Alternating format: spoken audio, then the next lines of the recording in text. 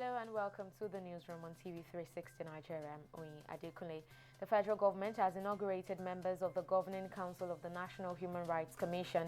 The Attorney General of the Federation and Minister of Justice, Abubakar Malami, who inaugurated the council on Tuesday, said the federal government is committed to the protection of the human rights of all Nigerians and other nationals living in the country, citing the recent suspension of former head of Intelligence Response Team and Deputy Commissioner of Police, Abba Kyari, over allegations of bribery by the Federal Bureau of Investigation, FBI.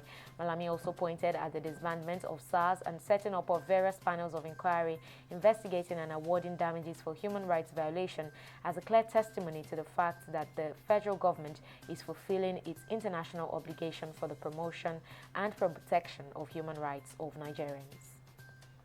The federal government has again threatened to henceforth dismiss officials caught leaking official documents on social media and other platforms.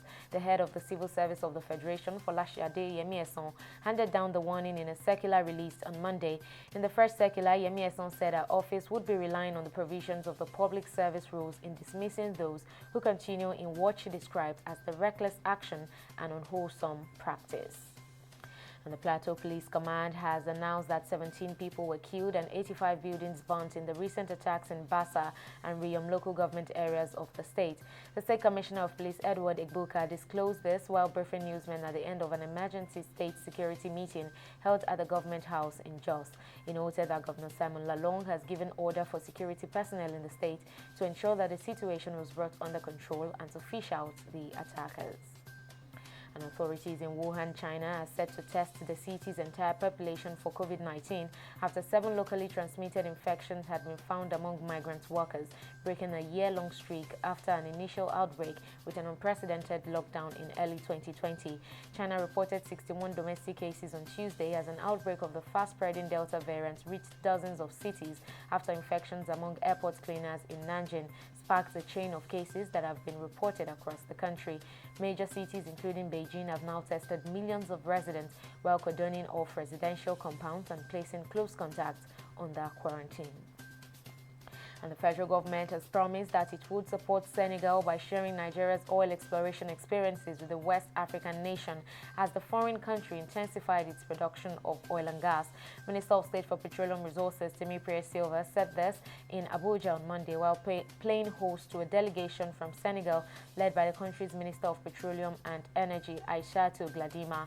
Silva noted that Nigeria has been into oil production for over 60 years and had grown its local content in the oil sector from 3% to 43% in 10 years. The minister added that the target of the federal government is to grow local participation in Nigeria's oil sector to 70% by the year 2027. And after years of deliberation, the United Nations General Assembly has established a new platform to improve the lives of African descendants who have suffered racism, racial discrimination, and a legacy of enslavement around the globe for centuries. The move comes just days after Human Rights Council established a panel of experts to investigate systemic racism in police formations against people of African descent on the heels of a report by the Office of the UN High Commissioner for Human Rights, prompted by the killing of George Floyd in 2020. The new forum would serve as a consultation mechanism for people of African descent and other stakeholders and also contribute to the elaboration of a UN declaration on the promotion and full respect of the rights of people of African origin. And in sports, Harry Kane has fueled rumors linking him with a move to Manchester City by failing to report for Tottenham training.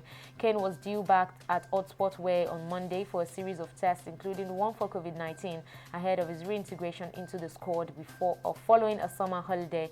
However, the 28-year-old was a no-show amid persistent talk of an imminent move to Etihad Stadium. Kane's current contract is not due to expire until 2024, but the England international reportedly reached a gentleman's agreement with Spurs chairman Daniel Levy last year, which allows him to move camp this summer. And that's the latest update on the newsroom at this time. Do join us again at the top of the hour for more. Thank you for watching.